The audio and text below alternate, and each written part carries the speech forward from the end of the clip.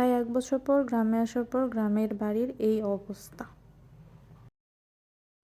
প্রত্যেকটা রুমে ধুলাবালি, অবস্থা খুবই নাজেহাল। এই বাড়ি পরিষ্কার করতে মিনিমাম 2 দিনের মতো সময় লাগবে। অলরেডি কাজ শুরু হয়ে গেছে। রান্নাঘরের অবস্থা খুবই খারাপ, জমানো পানি সব ফেলে দেওয়া হচ্ছে।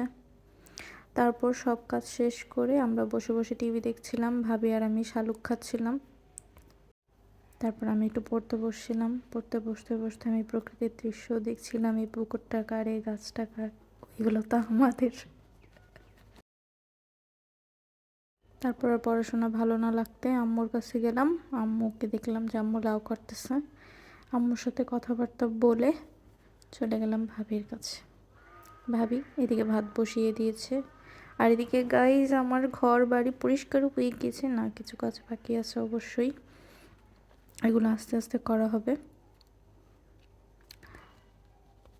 বিশাল বড় বাড়ি পরিষ্কার করতে অনেক সময় লাগে, যদিও আমি পরিষ্কার করি নাই। এই তো রাত্রেবেলা আম্মু ভাত খাওয়াই দিছে, আমি ঘুমাই গেছি।